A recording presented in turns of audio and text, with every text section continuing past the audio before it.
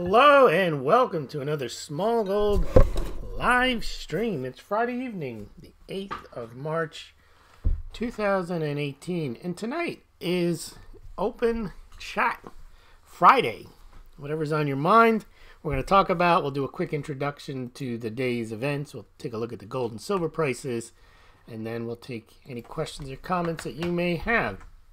So today was an interesting day in the markets. We had the jobs report came out early, and some might say it was a disaster. They were expecting 160,000 new jobs to be created. Only 20,000, although the wages were decent. The unemployment rate fell to 3.8%, but they say only 20,000 jobs were created. The problem I've always had with the jobs report is they don't count how many people got jobs. They invent a number. They use this life-death model, they birth-death model. They figure out, they estimate it. They don't actually look at the payrolls and survey thousands of employees, hundreds of thousands of employers, and ask, did you get, how many did you hire this week or this month? They don't do it that way. So it's more, I think, more art than science. So when they say they created 300,000 jobs or 20,000 jobs, I'm not sure that that's how it works. But the unemployment rate, it depends on who they're going to count as being in the job market. So all these numbers are subject to interpretation, massaging, and it's very hard really to understand what the state of the job market is. And the initial reaction to this was it was going to drive down the stock market. It did, but the stock market rallied back. At one point, the stock market was down almost 200 points. Dow Jones only closed down 23 points, or basically 0.09%. And it's at 25,450. NASDAQ only closed down 0.18%, down 13 points at 7408.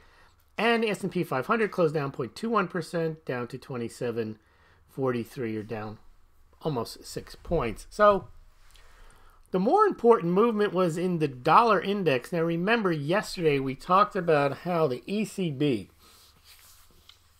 came out with this dovish outlook. They were going to keep interest rates where they are, and basically at zero. They weren't going to raise them all year. They were going to continue to buy their securities even after they begin to raise rates, which wouldn't be till 2020 if then. And that really drove the US dollar a lot higher. The dollar index. And the dollar index today was strong for a while, but the jobs report knocked it down, which makes sense because if you think that the dollar should be strong because the US economy is stronger than the other economies, but if you only create 20,000 jobs in a given month, not too good.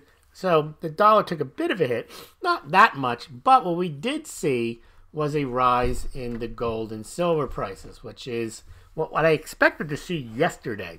And we often talk about on this channel how gold and silver generally wait a day recently when you have these pretty much obvious days when you think that gold or silver should rise. They don't. They tend to wait till the next day. And that's what happened today. And I guess gold and silver got permission to rise today because not only should they have risen yesterday because of the ECB's hyper dovish announcement, but because the dollar went up, the gold and silver didn't really go up with it that much. But because of the jobs report, it was then gold and silver were the preferred buy today rather than the dollar. And gold was up nearly 1%, up 12.47. Closed at 1298. Didn't quite capture the 1,300 to recapture the $1,300 price mark, but it's a good day for gold. Better day for silver for a change, but then silver has a lot of ground to make up because it has fallen dramatically in the last 2 or 3 weeks, whereas gold has kind of drifted lower. Silver has pretty much plummeted. Silver managed to make up some good gains today, up 2%, so it doubled the performance of gold today, up 31 cents, and it closed at 15.32. And the gold-silver ratio went down a bit today because of that, down at 84.8 to 1. It had been as high as 85 or 86 to 1, closed down a bit lower. By the way, today I was on Silver Fortune, and we have on BitChute exclusively right now the audio of that. I will leave you a link for that right now if you want to go over and check that out as soon as this is over. Will not be on Smaulgld until sometime tomorrow. So if you want to check out the BitChute, there is the link. And please, when you're over on BitChute, please sign up for an account. And yeah, you never know what's going to happen. YouTube, you cannot trust what they do here. It's unbelievable. You hear all the stories, deep boosting. And you think, well, Smaulgld's a small channel and I'm not that controversial. You never know. So it's good to have another place where you can go. And also, please go to smaulgld.com and just sign up for the free subscription. I generally post and send out not everything that we talk about, so you're not going to get spammed. No more than one a day, and certainly not every day. But then at least you're on the list, and if we have to move to a different platform, you know we're in contact. Oh, and by the way, I didn't take a picture of it. I should have. I received a very nice gift today from a subscriber. I got a high value coin enclosed. I wish I could show you. I'll do a print tomorrow. But it is a Colombian 50 peso coin. Very nice looking coin. And I got a nice story along with it and some photographs. And $5. All came in the mail today, which is, I enjoy getting letters from you guys and small gifts. It's always nice to feel appreciated. So those some nice things in the mail today. Now, what else do we have during the day? Cryptocurrencies. Let's take a look at the crypto market. The Fidelity, the long vaunted Fidelity crypto platform appears to be live now, according to Fidelity Digital Assets. They say, remember this is Fidelity, a company with trillions under management, says they are now live with a select group of eligible clients who will continue rolling out slowly. Our solutions are focused on the needs of hedge funds, family offices, pensions, endowments, other institutional investments.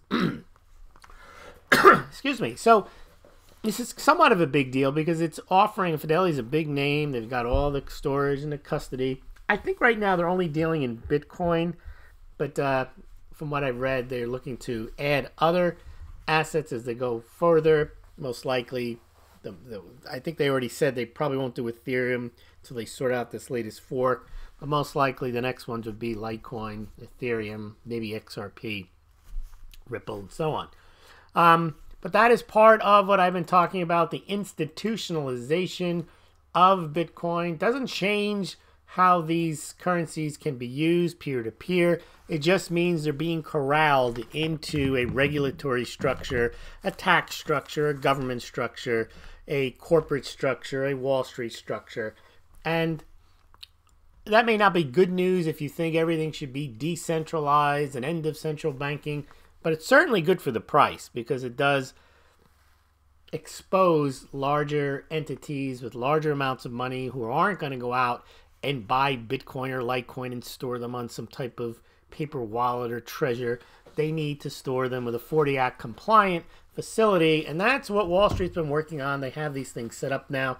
That's probably why an ETF, Bitcoin ETF, will get approved sometime this year. And you know, once a Bitcoin ETF gets approved, then you're going to get a Litecoin ETF, an Ethereum ETF, and all the other ones, you're going to get mixtures of them. And again, that's going to create, I believe, a lot of dollars coming into the system. And the system is small. It's tiny. I mean, even Bitcoin, the big kahuna, it's what, $70 billion? It's tiny. It's really not that big at all. Litecoin is worth $3 billion. Could you imagine if a small, like, percentage of a percent of investment dollars wanted to buy that? That would drive it up. It's even tinier than the silver market. Okay. What else in cryptocurrencies? Well, we should do the price, I would imagine. So today, Bitcoin took a breather, $38.50 right now. It's pretty much flat. Ethereum pretty much flat at $134. Litecoin also pretty much flat at $56.59. And Bcash down a bit to $127, down about 2%. But the thing I have on the screen here, this Meltem D. Miors, I don't know, she's some type of, she's involved somehow. Yeah, I don't know what she's involved in, but she's some kind of Bitcoin woman, and I can't remember what she has some position in some company, and she's invested in Bitcoin. But her point here, she's writing at least 16.6% of Bitcoin is already held by intermediaries with all the institution banks and apps that are coming. The number will only go up. That's my point. That's what I've been saying now for over a year, that a lot of the Bitcoin is going to get locked into these institutional structures where it sits. And of course, they're going to, I'd imagine they'll play games with it. They'll loan it out. They'll fractional reserve it to the best that they can. But the point is, the more that is loaded in to these systems, it means the less that's free floating, which means the people that are trying to buy the free floating stuff, there's not going to be as much available because it's going to be locked into these structures. All right, now I think that's it for cryptos tonight. Let's see what. Okay, in the markets today. Now remember, let me just show you the dollar index again. All this nonsense about end of dollar hegemony, dollar collapse. People have so conditioned to believe that. When I talked about with Matt on the interview, you can go check out over either his site or over at BitChute, the Smaulgld BitChute. Type in Smaulgld BitChute to get right there, or the link is already in the chat right now. As fiat currencies go, the dollar is clearly the strongest. The second strongest is the euro. Well, the euro is weak. The euro is in the midst of admitting they can't stop the QE. They can't raise interest rates. They can't even get the inflation that they want. United States is in better shape. Euro also has issues. Brexit. Italy wants to leave. They have massive debt issues on the periphery. The so-called pigs. Portugal. Italy. So you have Greece. You have these areas of the Eurozone that are not economically sound. They're swimming in debt, and they have sluggish economies. And they have people in those countries that want to get the heck out of Europe. So the United States is, you may have this Democrat, Republican, anti-Trump, Trump divide, which is probably the most division the United States has had in a long time. But even that, it's not like people want to leave the United States. You hear people say, oh, if Trump becomes president, I'll leave. They don't leave. But there are actually movements in Europe. They want to leave Europe. They want it out. So that's the second strongest fiat currency, is the euro.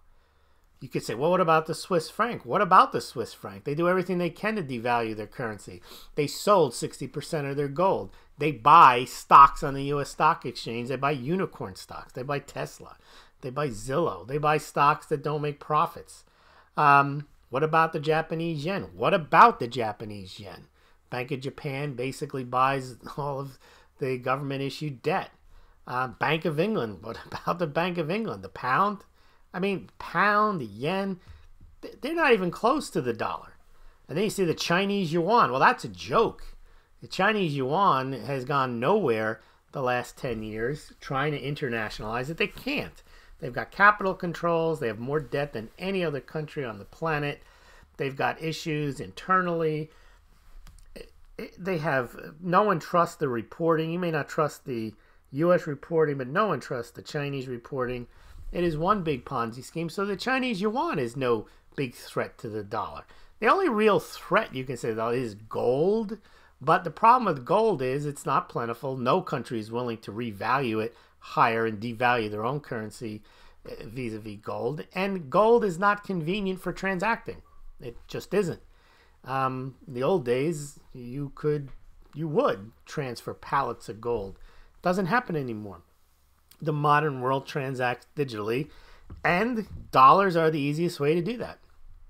Dollars, treasuries, all happens with mouse clicks. And so you can see all this BS about end the dollar hegemony. The dollar index is very strong the last 10 years. Since they ended QE, even stronger. All this nonsense about gold, back yuan, game changer. Well, here's your payroll numbers, and they didn't really impact it. I mean, the dollar didn't take a hit today, really. I mean, it went down. What did it go down? It was 97. opened at 97.60, went down to 97.30. It went down a little bit, but it had gone up from 96.30 all the way up to 97.60. So still way ahead of it was 2 days ago. All right, that's it on the dollar. China, we talk about China all the time.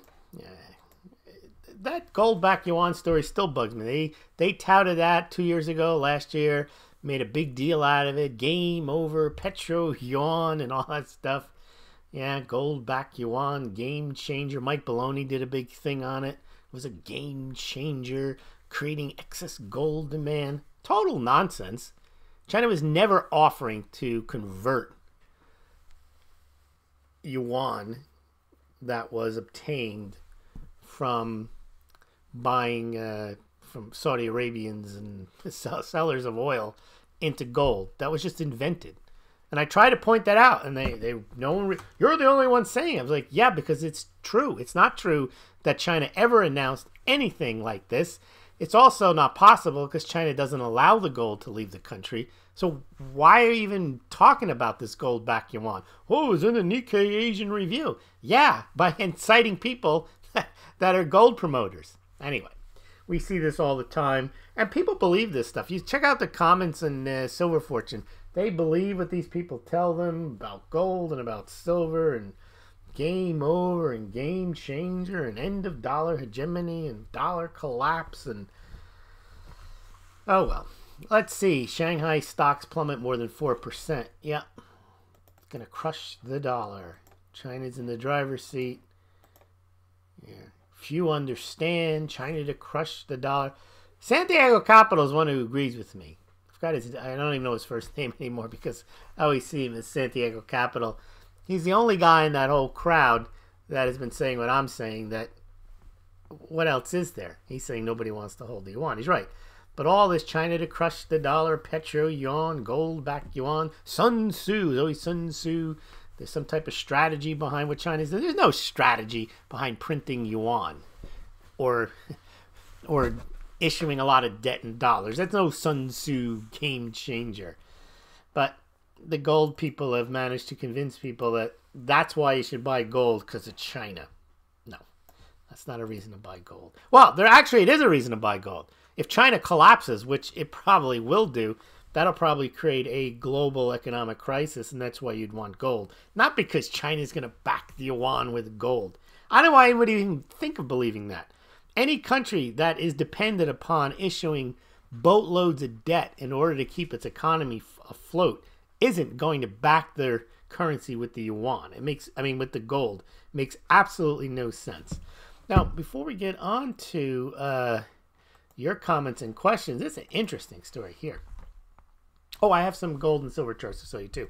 But I like this story. Philadelphia, first U.S. city to ban cashless stores. Now, why are they doing that? Well, think about it. Poor people don't have credit cards. They don't have good credit. Poor people may not even have a bank account. But poor people, anyone can have cash. So very interesting that actually a city government is taking the move that you cannot not accept cash. That makes sense. Legal tender laws, man. I mean, the dollar is good, right? The dollar is supposed to be good. They never said it has to be in a digital form. It has to come from a credit card or a debit card or even a check. Cash. Cash is king. So I don't like these laws when they force things, but I'd rather them force laws that I approve of.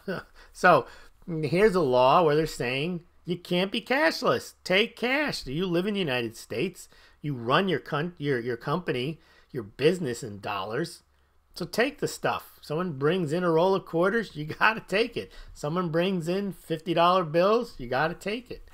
You could encourage the non-use of it, but there you go. Let me just show you before we get to your comments. There was a couple of charts I want to show you. We always talk about Brinks, the Brinks COMEX vault. They're really moving on up there. They're loading their vault with the COMEX approved silver. This is the 1,000 ounce 9995 silver. This is 54.7 million ounces they have in silver. It's 41 million is available to trade immediately. 12.9 million are registered and pretty much available to trade. They just have to They just have to register them. So 12.9 million eligible, easily registered because they're in that form, the 1,000 ounce 9995 pure. And they've got 42 million almost registered, ready to go. The other one we look at is JP Morgan with the nonsense story that they're buying silver and they've bought Eagles and they've bought Maple Leafs. Complete BS. But here, their vault has 147 million ounces. They used to have about 155 million. This is silver that we don't know who owns it, but it's gone down a little bit. But they also have a decent amount. The COMEX vault supposedly have like 300 million ounces of silver in them. And let's just take a quick look at the silver ETFs. They finally started to move up recently. You can see the little tick up the last couple of months. They're still maintained there. Even though the price fell in 2011, you still saw a general... The trend is still, since 2011, increased amount of silver flowing into not just the ETF SLV, but the Sprott and the Deutsche Bank. All the different silver ETFs have seen decent amounts of silver going into them. There's about 600 million ounces in these ETFs, about 575 million. But look at the gold. You can see gold more or less follows the price of gold. So when the price went down in 2011 and 12, you can see people withdrew their gold, and then when the price goes up, they put it back in, and you can somewhat see that. It's a different dynamic than the silver ETFs. All right, let's get back now to see what you guys might be saying or want to talk about tonight. Comments about today's market action or in general. And don't forget to go check out on BitChute. Go to BitChute, Smaulgld. Sign up there. Go to smaulgld.com. Sign up there.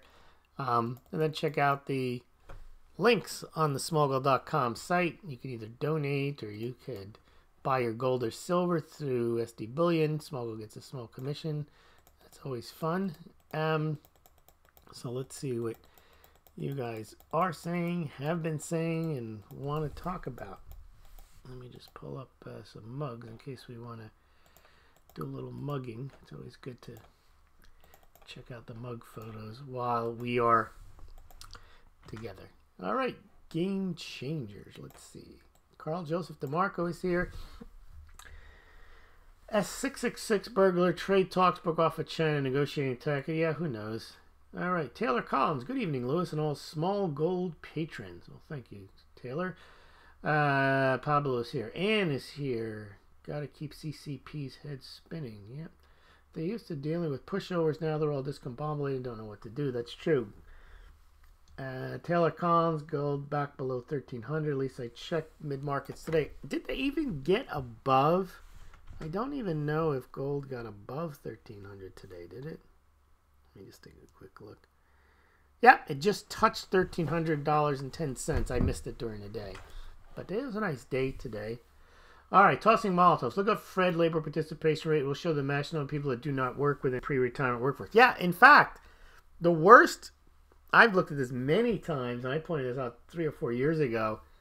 It was even published on Zero Hedge, was that the group with the worst labor participation rate increase was the prime working age, 25 to 54, and that the ones that the labor force participation rate was the highest were like retirees and younger people. So yeah, again, you're right, tossing Molotovs. These statistics, you can slice and dice them so many ways, and you can make them look good, make them look bad, depending on what metric you're looking at. And then even the metrics, you can't trust the metrics because they're not really statistically, they're not really culled data. They're inferred data, I guess is the word. Yep, non-farm payrolls got slammed. C. Shearer, good evening. Listen to you on Match Channel today. Great conversation. Well, thank you, Mr. Shearer.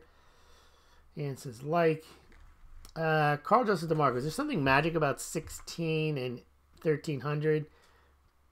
No, I think the magic on gold is definitely 1,350. Gold has approached that 4 or 5 times since 2014. I don't know what silver's magic number is. It's probably like 22. Silver was 16. Silver didn't this year and didn't hold it. Almost didn't hold 15. So I don't know. It does look like 1350 is clearly a lid on gold. I think if it gets to like 1380, then it might run away a bit. Oh, and says Litecoin having a pump right now. I guess they are. I don't know. Let me just check.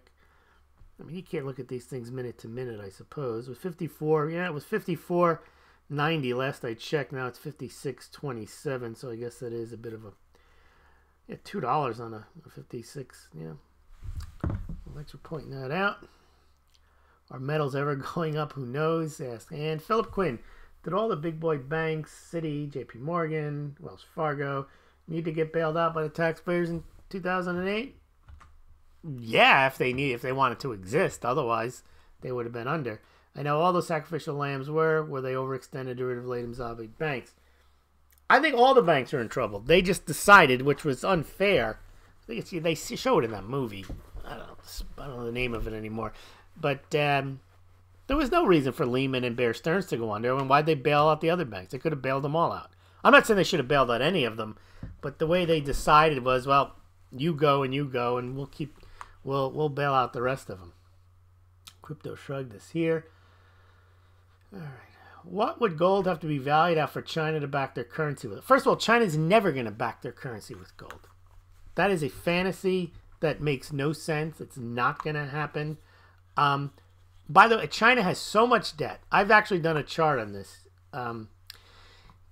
They have like 50 trillion in debt.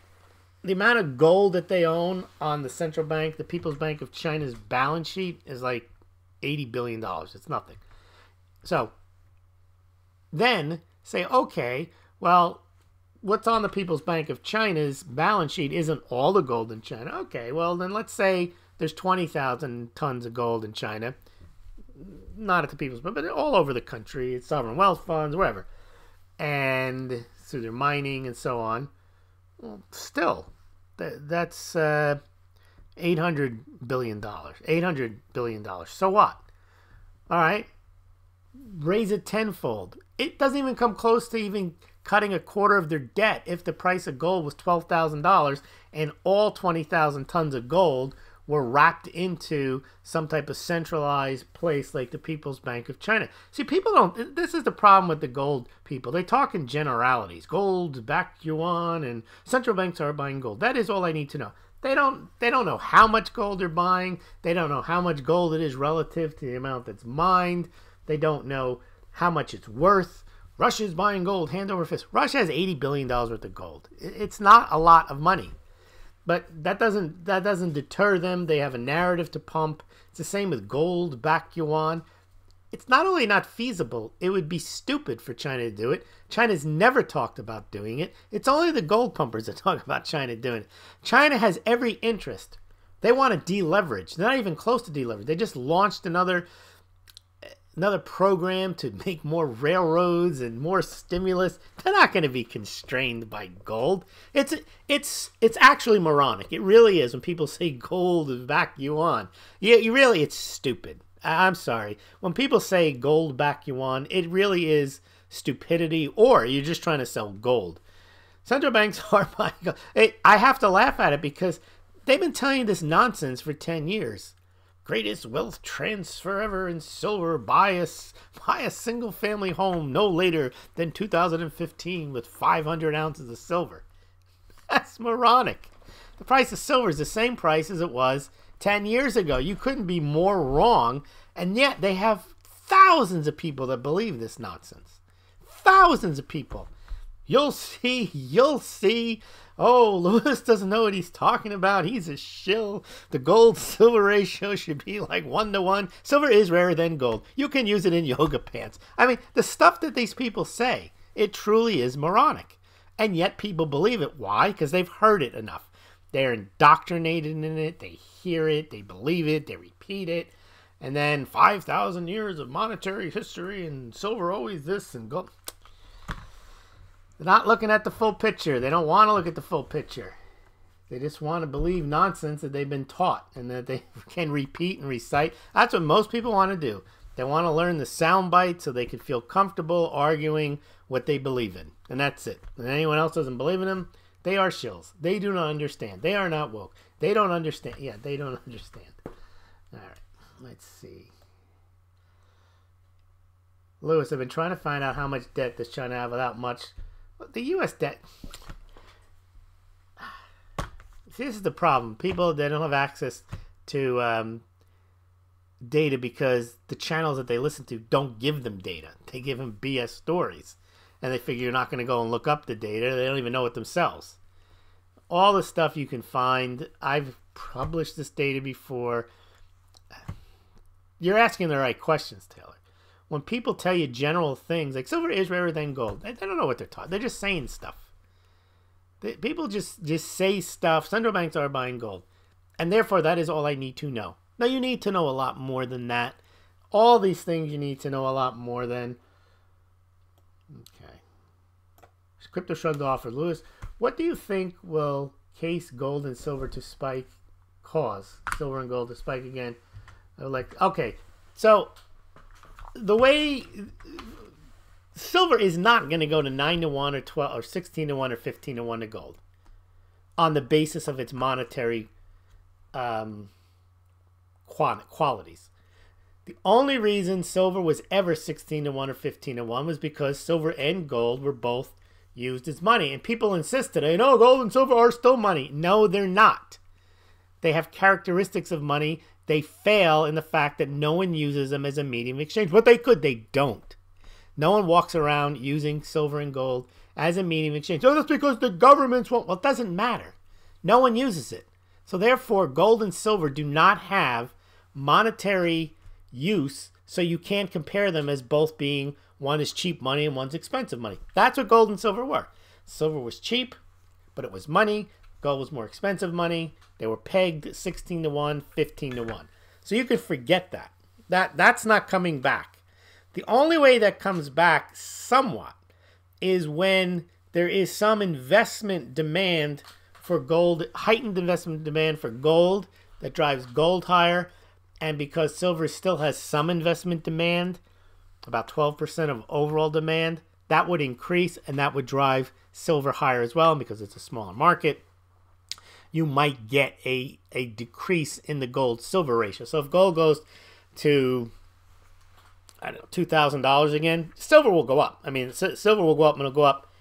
That's not even a double from where it is today. Silver would double, I would imagine.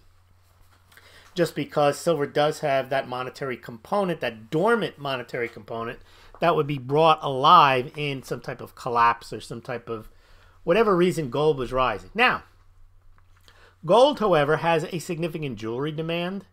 Silver has some jewelry demand, but silver's biggest demand is for electronics and for solar panels. So silver could rise absent any monetary issue, absent any type of collapse. It could rise for the same reason palladium rose, same reason rhodium rose, because there may be, it could be. I'm not even predicting this can happen, but if there is a big demand for electric cars or solar panels because of some government program insisting that you must have X number of solar panels built by 2021, they're not going to have time to say, well, we can't switch, it's too expensive. They're going to be mandated to do it. If that was the case, then silver could rise and the gold-silver ratio can go to like 5-to-1 or 10-to-1 if the program was big enough and a lot of silver was required. So silver, what would drive silver higher, in my opinion, would be some type of supply constraint. And again, I'm not predicting it's going to happen. This is what could happen. And the difference is no one needs gold. No one needs gold jewelry, and no one needs gold really even in a monetary crisis. There are needs for silver, just like there's needs for copper. You have to have silver for certain things. So if that's the case, then the price could rise, Crypto Shrugged Author. The price could rise because the manufacturers would just pay it. They don't care. They have to have it. Just like palladium, they have to have it, so they're going to pay the price. So that's what could drive silver higher. But most people are pushing silver as some type of, well, when the dollar collapses or China calls back yuan, whatever the BS that they're telling you, silver is not going to rise because of a monetary issue unless gold really takes off. Or unless the United States were to go back on a gold and silver standard. First of all, it is almost impossible to think that a country is going to go on a gold standard in today's world. It is even more impossible to think that a country would go on a bimetallic standard. The bimetallic standard has always been considered unwieldy, doesn't make a stitch of sense. Gold always wins out. It was the only reason you had it in the United States was because the silver Democrats were forcing it. They wanted it as an inflationary amount. They liked the idea of free silver. Silver was plentiful. You can mint it up, bring it to the mint. They'd give you $1. They'd mint it into a dollar coin, and that's how you can inflate away your debts. They're not going to go for that. They're not even going to go for a gold standard. No country wants to restrain itself with any type of fiscal discipline. What they're going to have to. Yeah, who's going to make them? Anyway, so I think if the bull case for silver, I think, is a commodity crunch or a supply crunch where there's big demand for silver in industry and there's not as much supply. The big demand for gold could be there is an event where investment becomes higher as a percentage of... See, the problem is when you get an increase in investment demand and it drives the price up, guess who stops buying gold? Jewelry buyers. They're like, screw that. I'm not paying $2,000 an ounce to buy a ring. I'll wait for it to come down. So the problem that gold has on its restraint is it's in kind of an equilibrium where the demand stays where it is. About 50%, 55% of gold demand is jewelry. If it gets too high, then they stop buying it. So some type of economic scenario where people have to have gold, they want to buy gold, they kind of kill off the jewelry side. Now that could be good for silver all around. Gold price goes higher because of some type of economic issue. Gold jewelry sales go down, but silver benefits in both instances. Well, maybe you can't always substitute a gold ring for a silver ring or a gold necklace for a silver necklace, but if you got to buy something for someone as a gift or an engagement present or something, you buy silver because it's cheaper. And also, if you can't buy gold and to protect yourself against whatever economic calamity, yes, silver will catch a bid there too.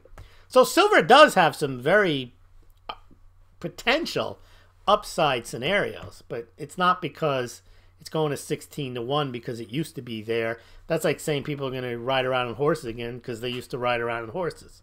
Why would they? Well, if the car stopped working, no, they'll figure out how to get the car to work again. They're not going to go back to horses. Just like we're not going to go back to a silver standard, bimetallic standard, and then the price is going to go back to 16-1. That's, if you thought about it, you'd realize it's moronic. But most people don't think about this stuff. They listen to somebody on YouTube who tells them this, and then they believe it because they go to another channel and they say the same stuff. All right, let's see, what else do we have in the way of questions. I want gold to go up, says DW. It will be worth more. I want gold to go down so I can afford to buy more. Some people are never happy. That's right. Yeah, DW. Gold stays the same. The dollar moves. Crypto shrugged off there. I was indoctrinated. I even went to a conference to meet David Morgan and Mike Maloney. Well, you know, when I had the debate with David Morgan, he cited me statutes that said silver was money. Then he cited me these states that say that gold and silver can be legal tender. Then I asked him straight up, I said, who uses it as legal tender? He goes, well, nobody. I said, okay. So there's a law. I mean, so there's a law that says something is something. The only thing I pay attention to is the reality.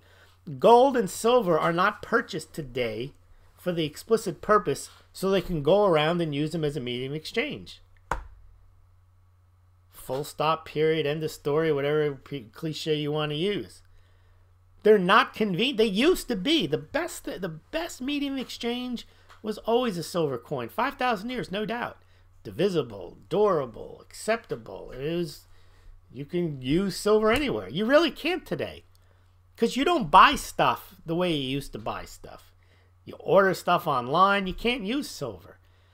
You drive 20 miles to the mall or wherever you go to get your groceries, You don't bring silver with you. I don't even know why. The only reason I even have to say this is because if people were listening to me that weren't indoctrinated with the silver and gold story, they would say, of course not. But I have to explain to people who are so indoctrinated that gold and silver are money, period, and they've been money for 5,000 years, they actually believe that. And then they don't even realize in their own life, when they buy gold or silver, they buy it online. They don't bring the gold. I'm going to swap my gold for my silver. Okay. Is that what you really do? You bring your gold and you swap it for silver? No. You go online, you use your credit card, or you send a check to your bullion dealer. You don't use the gold and silver as money. You get it, as, in a sense, as a collectible. You're not buying money. Now, when you buy Bitcoin or Litecoin, you technically are buying money because then you can go and spend it. And people do spend it. No one has sent me, even this channel, no one has sent me. Today I did get a Colombian, but it wasn't silver. I did get a Colombian 50, what was it, 50 pesos, centavos, what do they have? I can't find it. There it is. 50 pesos. Yeah, even this channel, no one has sent me any gold or silver. I'm not asking for it. I'm just saying it's not convenient. People have sent me Bitcoin. People have sent me Litecoin. And people have actually slipped worthless fiat notes into envelopes. Again, it's because gold and silver are no longer used as a medium of exchange. Or they can be, but they're not. And it's obvious to anybody who's not indoctrinated into the gold and silver story that gold and silver are not medium of exchanges. They're not. I don't even know why I even have to explain that to people. No one uses it, even the people that have it. They hoard it. They don't try to go and spend it anywhere. They don't even send it to me. All right. And if you did send it to me, it wouldn't make it money anyway. So please don't send me silver to prove a point. Philip Quinn, I heard the stock market doubled in the last 19 years and gold was up 400% and silver was up 300%. Is that true, Lewis? I have the charts of it. Silver has not done that well. Gold has done fairly well. It depends on the period of time that you're looking at. I have all the charts. I have the charts on the Dow. You got to look at the Dow gold ratio, the Dow silver ratio. Again, if you just hear stuff in passing and then you just believe the generality that you want to believe or the cherry-picked period that you want to believe. For example, I talked about this today with Matt on Silver Fortune. Buffett was spouting off that somehow gold did very poorly between 1942 and, I don't know, whatever year, 2010.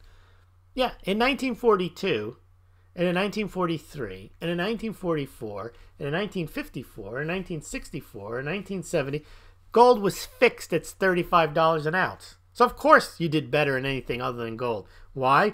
Gold was fixed in 1944 under the Bretton Woods Act at $35 an ounce, and it stayed there for 35 years. So, of course, you did better somewhere else other than gold. You weren't even allowed to own gold after 1933. Again, people don't know this stuff. They just repeat stuff. They pull out cherry-pick facts, and that is all they need to know. I'm sorry. What you get from me, I try to give you as many facts as possible, but I can't handle them all in one night. This is why everyone listening should support this channel. Well, thank you very much, Tulsi Malta. It is frustrating to me because people believe what they believe because they've heard it more often. And these are the same people that'll talk about propaganda and being woke and everyone else is a sheeple. They fall into the same trap. They don't do any independent investigation. They don't demand to see proof. They don't look at the numbers. They don't question it at all. They just figure they're listening to somebody who agrees with them, so they must be right.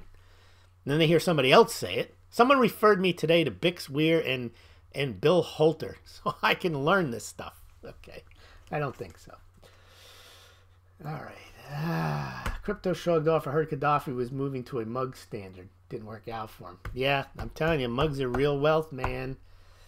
Louis Guido, excellent analogy. Crypto shrugged off. For traveling around Latin America for 3 years, I had many landlords and restaurants, bars, etc. take crypto. Only one chain of grocery store takes silver. Well, that's good.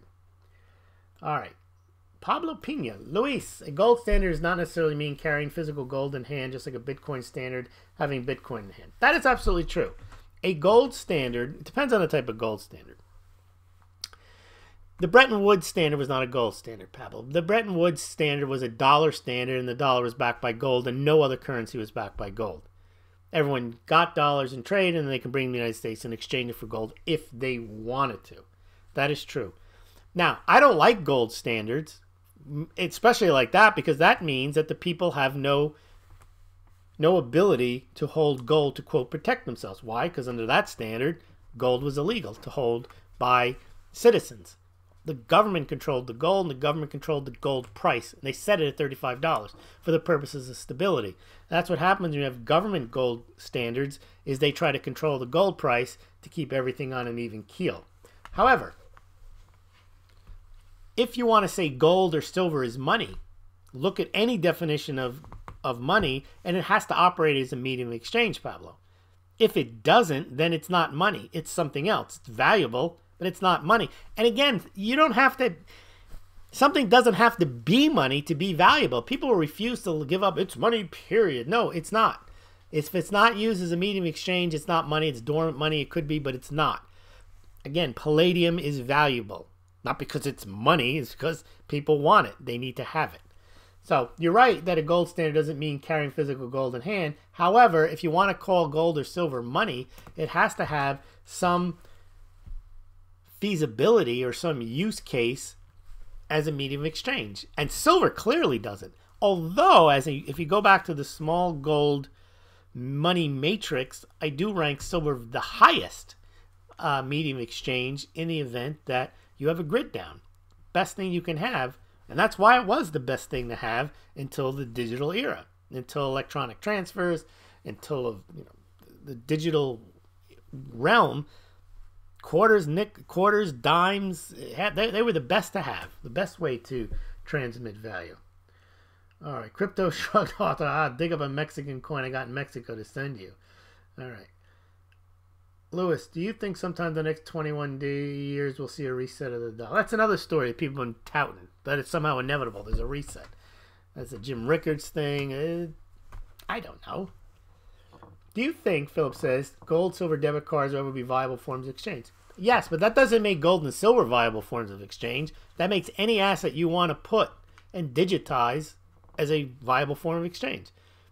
I mean, they have them today. The gold money has a credit card. You can spend your gold, so to speak. You can do that with any asset, and there are blockchain companies out there doing it. They're digitizing gold, silver. You can do it with anything. You can do it with copper. You can do it with oil. You can do it with anything. But that doesn't make them money. It makes actually what you're using money, not the underlying asset. I would have to let the Canadian Post know beforehand before I mail you a silver coin. That's right. You're not allowed to mail silver in Canada, so don't get yourself in trouble sending me anything via the post, Pavel. Thank you very much. But a little Litecoin, nope, no problem there. That's right. You can send Litecoin. I do appreciate that. Crypto Shrugged Author says, Pavel, didn't your Prime Minister sell all Canada's gold? Yeah, Canada's gold was sold 2 or 3 years ago. Crypto Shrugged Offer. I met Big Swear in Acapulco. His theories on gold in the Grand Canyon, and Alan Greenspan creating Bitcoin are fun to hear. Yeah, it's fun.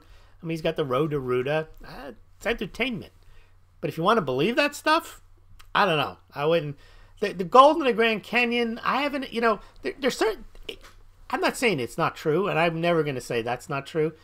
But when I hear stuff like JP Morgan has all this silver, and there's no indication that they have it other than they must have it, I'm like, I can't believe that. All right, let's see. Philip Quinn, I had a gold debit card. Yeah, that's right. And it really was a waste because of the conversion rate, high premium, low buyback for cashing in. Only thing good was getting cash out of China. Yeah, and the reason for that is, Carl, you have basically the issuer. The problem with putting gold and silver on a credit card is somewhat defeats the purpose. Because the reason Bitcoin and Litecoin are good is there are no fees. When you put gold or silver on a credit card, you got 2 fees you got to pay. You got to pay the credit card fee anyway. And you have the additional fee. You're storing the gold and silver. There has to be a company that's going to, it's a pretty big hairball to manage this, that they're going to extract this $18.36 worth of gold from your account. They've got to do that, and they're going to charge you a conversion fee to do that. They have to set up an infrastructure. So it's not the most convenient thing. People think that's the future. I don't think that's the future. All right. Road to Ruta. All right. Crypto shrugged off. I wanted to day my BitGold card was canceled because I'm a U.S. citizen. Yeah. That's the other thing. There's all types of regulations on these things. I got gold money guarded by Brinks. Yeah. That's digital gold in a sense, backed by a physical amount. There's nothing wrong with that. I mean, it's a pretty innovative service, gold money. But as Peter Schiff once said, even though gold money then bought his company, he stopped talking about it, it is an expensive way to buy physical gold because if you want to convert and have them send it to you, it's very expensive. There's better ways of buying gold. But it's a good way to storing gold for low storage fees. And if you can get that card, I guess it's a good way of spending it. All right. All right, Pablo Pena Lewis, let's say we all go to Bitcoin standard. I don't know about that, but okay. Let's indulge. And a day like today in Venezuela, power outage, maybe mining Bitcoin, then the economy stops, but having fiat silver gold exchanges can be done. Yes, that's a point I make all the time. Silver is in a power outage or some type of grid down, you're back to pre-electricity days. That is the best medium of exchange on the planet, I think, because what else are you going to use? It's better than walking around with little bottles of liquor, Band-Aids. I mean, cigarettes. Silver is perfect for that. But here's the thing, Pablo. How long do you expect the electricity to be out? How long do you expect... In other words, you should only have that silver as insurance against that. Are you counting on the world ending and there never being electricity again? That doesn't give silver that much value, because if that happens, eventually then silver wouldn't be worth that much either. Ways of generating power would be worth, but there'd be other things that'd be more valuable than silver. So yes, silver is good to have in the event. First of all, in your life, the world is 99% the electricity's been on. So things that are going to have value are going to be ones that tie into the paradigm where things are on 99% of the time. And that's going to be digital currencies. I don't mean Bitcoin and Litecoin. I just mean using your card, wire transfers, and the like. Yes, this is like what if, but what if? Yeah, what if? That's why silver is a hedge. But it doesn't mean it is the medium of exchange, because if the lights go out in Venezuela, they're not out in the rest of the world. And you don't live in Venezuela, so your silver hasn't gone up in value because the electricity went down. And by the way, they're coming up with ways now that you can use. I mean, there's still battery operated phones. You can still trade Bitcoin. You may not be able to mine it using electricity, but they can still transact. All right, Jack. There's big business in transaction fees nowadays. That is true. That is definitely true. And Pablo was speaking hypothetically. Yes, it is hypothetical, but any hypothetical has to be valued on the basis of how likely it is and how long that hypothetical situation would last. It's not like, well, see, the lights went out, now silver should be worth more. No. It's like, it would be nice to have had silver, and what premium would you pay to have silver in the event of that happening? And how likely is it that we're going to need silver to transact for a year? It's pretty unlikely. And if we did, then that would be a premium, and it would be very speculative for you to come up with the idea that we're going to need silver for a year. Well, then you'd be living large. That's a pretty long shot there. It doesn't give silver present value. It gives it some speculative value. Okay, I sent payment for the translation of Crypto Shroud offer to my Spanish translator professor in Venezuela. She couldn't get it due to the power outage. There you go. Most crypto wallets we put on cell phones, as long as the power outage is not long, you'll still be able to transact. Macu Ruiz, I was just saying that, yes, the battery would still work, so you can still use it. All right. True. All right, everyone. Well, I want to thank you for joining me this evening. And we will see you tomorrow night. It'll be Saturday Night Silver with Smaulgld. For the first night in 2 weeks, I won't have a guest. I had Saturday Night Silver with SD Bullion last weekend, and 2 weekends ago we had Saturday Night Silver with Salivate Metal. But tomorrow night we're going to have Saturday Night Silver with Smaulgld mug stackers and game changers. So look forward to seeing you then. And unless there's any more comments here, we're going to sign off. Pablo Pino. Saturday Night Silver with Seamus. Yes, we're going to do that on St. Patrick's Day. We are, Pablo. We'll have him on then. All right. And thank you, Pablo. Thank you, Anne. Thank you, Michael Ruiz. Pablo Pena. We've got the Spanish contingent here. And Crypto Shrugged Author also spending time in Mexico. Yes, so we've got a nice Latin American contingent here. All right, hasta luego, hasta la mañana, y nos vemos mañana por la noche. Hasta luego. Buenos tardes.